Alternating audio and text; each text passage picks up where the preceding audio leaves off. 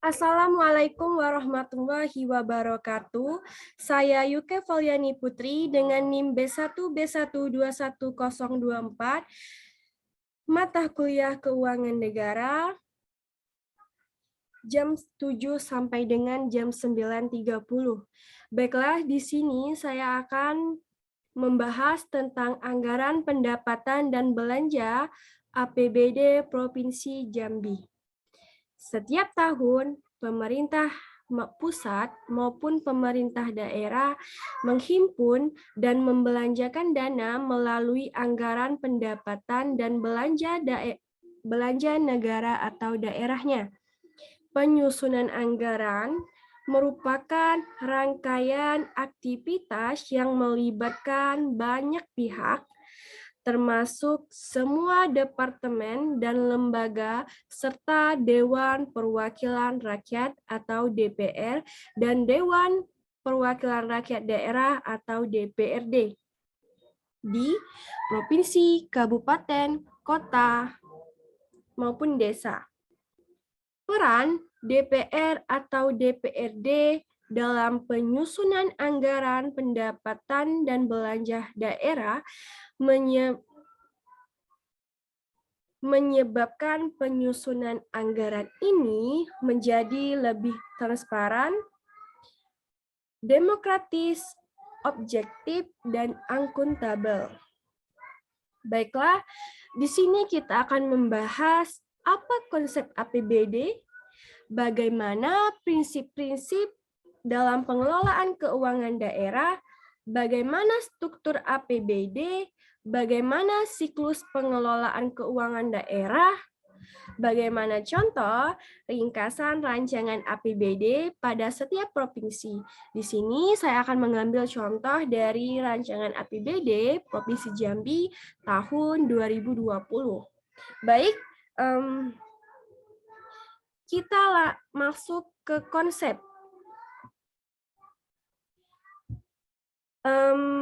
Sebelum kita ke konsep,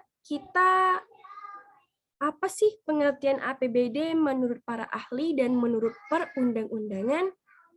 Pertama, pengertian APBD menurut Bastian, yaitu tahun 2006, anggaran APBD merupakan anggaran pendapatan dan belanja daerah, merupakan pengejawatahan rencana kerja pemerintah daerah dalam bentuk satuan uang untuk kurun waktu 1 tahun dan berorientasi pada tujuan kesejahteraan publik. Sementara yang dikemukakan oleh Mardiasno juga pada tahun 2005, anggaran pendapatan dan belanja daerah merupakan instrumen kebijakan yang utama bagi pemerintah daerah. Sebagai kebijakan, anggaran daerah menduduki posisi sentral dalam upaya pengembangan kapabilitas dan efektivitas. Anggaran daerah ini digunakan sebagai alat untuk menentukan besar pendapatan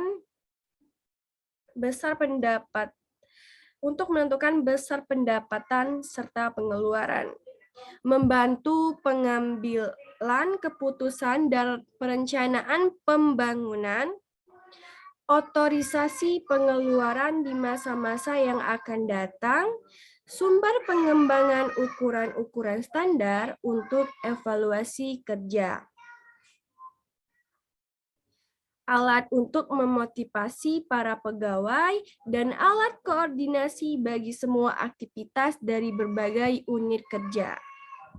Menurut Undang-Undang Nomor 25 Tahun 99 tentang Perimbangan Keuangan Pemerintah Pusat dan Daerah, anggaran pendapatan dan belanja daerah adalah suatu rencana keuangan tahun daerah yang ditetapkan berdasarkan peraturan daerah tentang anggaran pendapatan belanja daerah. Pada Permendagri nomor 13 tahun 2006, anggaran pendapatan dan belanja daerah merupakan dasar pengelolaan keuangan daerah dalam masa 1 tahun anggaran terhitung dari 1 Januari sampai dengan 31 Desember. Anggaran pendapatan dan belanja daerah adalah suatu rencana keuangan tahunan pemerintah daerah yang disetujui oleh Dewan Perwakilan Rakyat Daerah, itu menurut Undang-Undang Nomor 17 Tahun 2003 Pasal 1 Butir 8 tentang Keuangan Negara. APBD juga merupakan rencana pendapatan belanja daerah dan pembiayaan untuk 1 tahun. APBD juga merupakan wujud tahunan dari rencana jangka panjang daerah serta jangka menengah yang dibuat dari visi dan misi kepala daerah. APBD ini dipersiapkan oleh pemerintah daerah, dibahas dan disetujui oleh Dewan Perwakilan Rakyat Daerah, sehingga pada akhirnya merupakan produk hukum berupa peraturan daerah yang harus diikuti oleh segenap lembaga di daerah. Semua penerimaan daerah dan pengeluaran daerah tersebut harus dicatat dan dikelola dalam APBD. Penerimaan dan pengelolaan APBD ini adalah dalam rangka pelaksanaan tugas-tugas dari adanya desentralisasi. Sedangkan penerimaan dan pengeluaran yang berkaitan dengan pelaksanaan dekonsentrasi atau tugas pembantuan tidak dicatat di dalam APBD. Tahun anggaran APBD sama dengan tahun anggaran APBN, yaitu dimulai dari 1 Januari sampai dengan 31 Desember, sesuai dengan tahun yang bersangkutan. Sehingga pengelolaan, pengendalian, dan pengawasan keuangan daerah dapat dilaksanakan berdasarkan kerangka waktu tersebut. Lanjut ke prinsip-prinsip pengelolaan keuangan daerah. Ada transparansi. Apa sih transparansi itu? Muncul pertanyaan dari kita, apa sih prinsip-prinsip dari pengelolaan keuangan daerah ini? Ya, yang pertama itu transparansi tadi.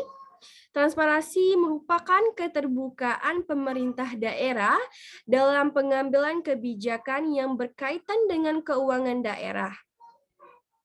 Transparansi dapat menjamin publik untuk bebas mendapatkan informasi mengenai penggunaan keuangan dan pembangunan daerah. Yang kedua ada efisien, artinya setiap pengeluaran anggaran daerah ini didasarkan pada proporsi kebutuhan, program, dan kegiatan daerah guna menghasilkan output atau income tanpa mengurangi pelayanan yang maksimal. Yang ketiga yaitu ada efektif. Alhamdulillah. Efektif di sini berarti penerapan kebijakan keuangan harus digunakan sesuai sasaran dan kebutuhan masyarakatnya, serta anggaran direalisasikan sesuai dengan rencana pembangunan dan habis pakai. Yang keempat ada akuntabilitas. Akuntabilitas adalah pengelolaan keuangan daerah dapat dipertanggungjawabkan kepada seluruh komponen masyarakat. Pertanggungjawaban tersebut secara konstitusional dilakukan kepada lembaga legislatif atau DPRD sebagai wakil dari masyarakat yang bisa memberi penilaian kinerja eksekutif kinerja lembaga eksekutif atau Pemda, pemerintahan daerah, dengan menggunakan kriteria dan juga tolak ukur yang sifatnya komprehensif yang dapat mencakup aspek kebijakan dan penggunaan anggaran. Selanjutnya yang terakhir ada partisipatif. Partisipatif artinya terdapat peran serta baik secara langsung maupun tidak langsung dari masyarakat dalam melakukan kajian, koreksi, kritikan, serta saran yang membangun terhadap sistem pengelolaan keuangan daerah yang profesional dan akuntabel. Selain itu, kebijakan pembangunan dalam anggaran daerah juga diharapkan dapat menampung aspirasi masyarakat serta memberikan peran yang besar pada publik dalam wujud pemberdayaan masyarakat untuk ikut membangun melalui berbagai proyek pembangunan. Seperti contohnya partisipatif ini, misalnya masyarakat memberikan saran kepada pemerintah melalui kotak saran yang ada di setiap instansi pemerintahan. Lanjut, kita ke struktur APBD. Sebelum kita membahas struktur APBD, kita harus tahu dulu nih, apa sih dasar hukum struktur dari pengelolaan keuangan daerah ini? Apakah ada hukumnya? Apakah ada dasarnya? Ada, yaitu dalam rangka pelaksanaan kewenangan pemerintah daerah sebagaimana ditekan dalam Undang-Undang Nomor 32 Tahun 2004 dan Undang-Undang Nomor 33 Tahun 2004. Yaitu hak dan kewajiban daerah yang dapat dinilai dengan uang sehingga perlu dikelola dalam suatu sistem pengelolaan keuangan daerah. Pengelolaan keuangan merupakan subsistem dari sistem pengelolaan keuangan daerah. Pengelolaan keuangan daerah merupakan penyelenggaraan pemerintahan daerah. Dalam rangka pengelolaan keuangan daerah ini, negara dan daerah secara efektif dan efisien melalui tata kelola pemerintahan dan dapat memenuhi pilar utama yaitu transparansi, akuntabilitas, partisipatif, efisien, dan efektif. Dan maka ruang lingkup dan pelaksanaan pengelolaan keuangan daerah hal yang penting dan telah diatur dalam peraturan pemerintah nomor 58 tahun 2005, peraturan Menteri Dalam Negeri nomor 13 tahun 2006, terus lalu diperbaharui melalui peraturan Menteri Dalam Negeri yaitu nomor 59 tahun 2007 dan peraturan Menteri Dalam Negeri nomor 55 tahun 2008. Lanjut kita ke struktur APBD. Menurut Peraturan Dalam Negeri atau Permendagri nomor 13 tahun 2006, struktur APBD merupakan satu kesatuan yang terdiri dari pendapatan daerah, belanja daerah, dan pembiayaan daerah. Struktur APBD ini akan diklasifikasikan secara menurut urusan pemerintahan dan organisasi yang bertanggung jawab melaksanakan urusan pemerintahan sesuai dengan peraturan perundang-undangan. Yaitu struktur APBD meliputi pendapatan daerah, pendapatan asli daerah, PAD, yaitu ada pajak daerah, restribusi daerah, hasil pengelolaan kekayaan daerah yang dipisahkan, lain-lain PAD yang sah. Kemudian ada dana perimbangan, dana bagi hasil, dana alokasi umum, dana alokasi khusus.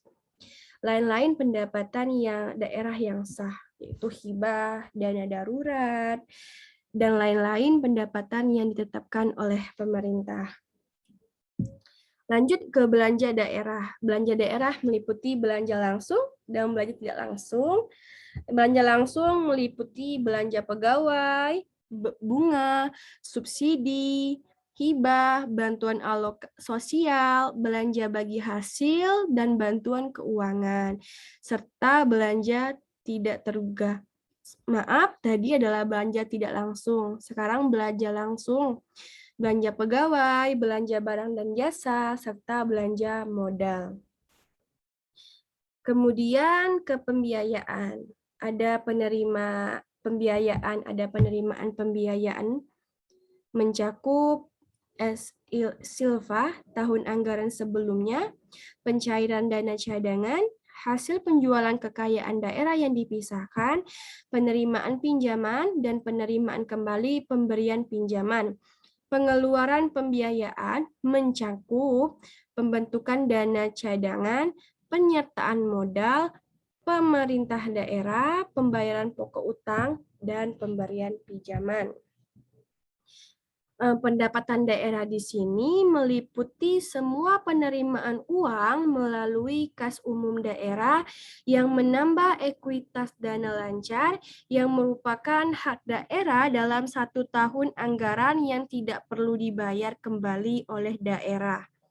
Dana darurat termasuk salah satu sumber penerimaan daerah berdasarkan Pasal 5 Undang-Undang Nomor 33 Tahun 2004 tentang perimbangan keuangan antara pemerintah pusat dan pemerintah daerah. Pemerintah daerah dalam pelaksanaan desentralisasi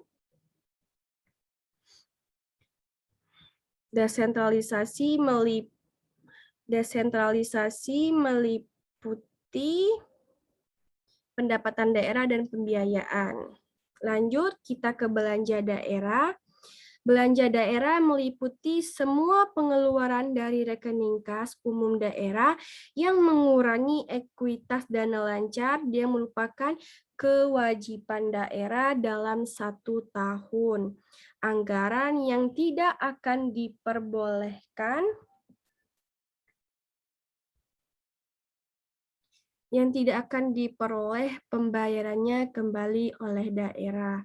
Belanja daerah dipergunakan dalam rangka pelaksanaan urusan pemerintahan, bukan urusan pribadi ya, yang menjadi kewenangan provinsi dari kabupaten atau kota yang terdiri dari urusan wajib, urusan pilihan yang ditetapkan dengan ketentuan perundang-undangan. Belanja daerah diklasifikasikan menurut organisasi, fungsi, program, dan kegiatan, serta jenis belanja. Klasifikasi belanja menurut organisasi harus disesuaikan dengan susunan dari organisasi pemerintah daerah tersebut.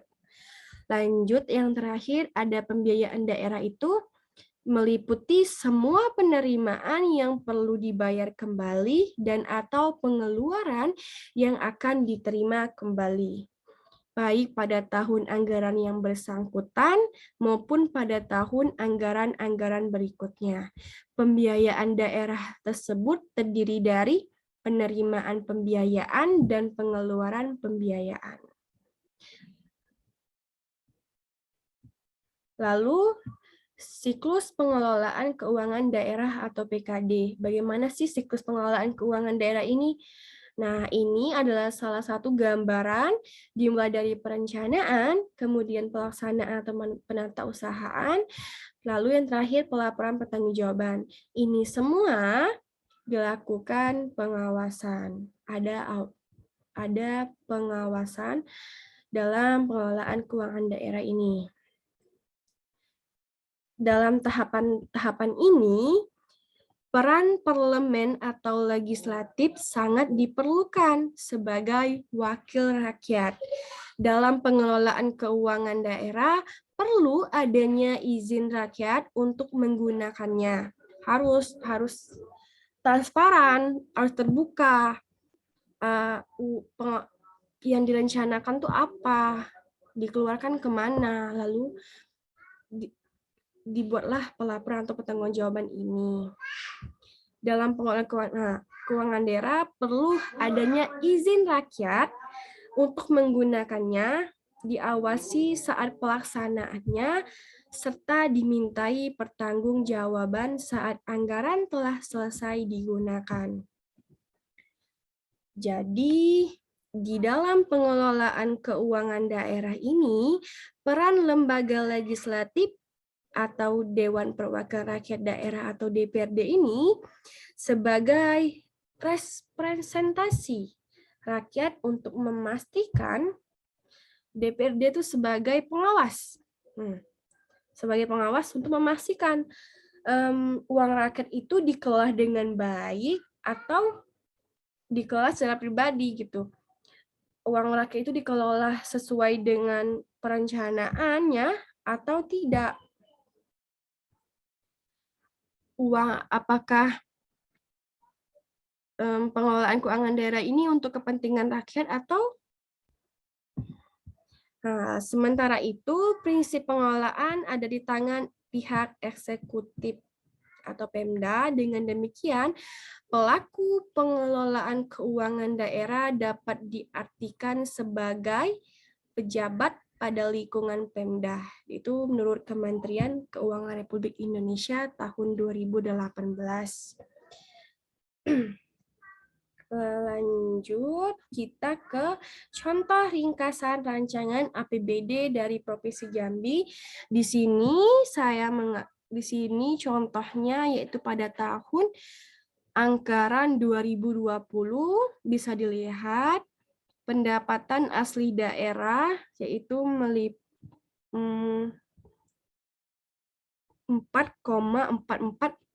triliun, meliputi pendapatan pajak daerah, hasil restribusi daerah, hasil pengelolaan kekayaan daerah yang dipisahkan tadi, lain-lain pendapatan asli daerah yang sah.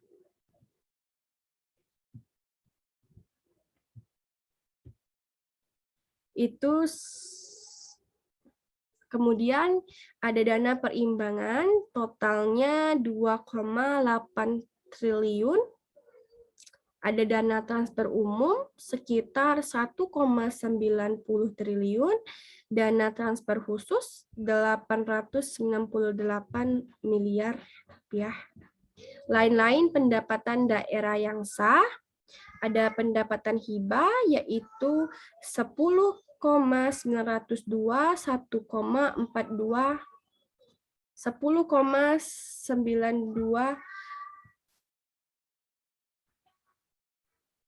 miliar, dana penyesuaian dan otonomi khusus 1,60 miliar, belanja itu sekitar 9,294 miliar rupiah. Belanja tidak langsung, belanja pegawai, belanja langsung sekitar 2,979 triliun rupiah. Ada belanja pegawai, belanja subsidi, belanja hibah, belanja bagi hasil kepada provinsi atau kabupaten kota, dan pemerintahan desa itu sekitar 148 miliar. Belanja tidak terduga yaitu 5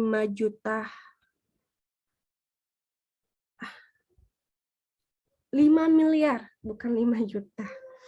Belanja langsung ada belanja pegawai 213 miliar. Ada belanja barang dan jasa 925,58. Ada belanja modal sekitar sebesar 797 miliar. Jadi surplus atau defisitnya 469 triliun. Itu dana yang tidak terlaksana. Pembiayaan daerah, penerimaan pembiayaan daerah, sisa lebih penghitungan anggaran tahun anggaran sebelumnya sekitar 469,871 triliun. Pengeluaran pembiayaan daerah ada penyertaan modal, investasi pemerintah daerah. Itu tidak ada anggarannya di sini. Baik. Anggaran pendapatan dan belanja daerah ini itu dapat disimpulkan bahwa anggaran pendapatan dan belanja daerah atau APBD rencana keuangan tahunan pemerintah daerah Indonesia yang disetujui oleh Dewan Perwakilan Rakyat Daerah. APBD ditetapkan dengan peraturan daerah. Tahun anggaran APBD meliputi masa 1 tahun mulai dari tanggal 1 Januari sampai dengan 31 Desember. APBD terdiri atas anggaran pendapatan atau pendapatan asli daerah yang meliputi pajak daerah, distribusi daerah, hasil pengelolaan kekayaan daerah, dan penerimaan lainnya. Bagian dana perimbangan yang meliputi dana bagi hasil, dana alokasi umum atau DAU, dan dana bagi hasil pajak dari provinsi di pemerintah daerah lainnya, dan penyesuaian dari otonomi khusus, bantuan keuangan dari provinsi atau pemerintah daerah lainnya dan pendapatan lain. Anggaran belanja yang digunakan untuk keperluan penyelenggaraan tugas pemerintah di daerah. Saya sudahi. Wassalamualaikum warahmatullahi wabarakatuh.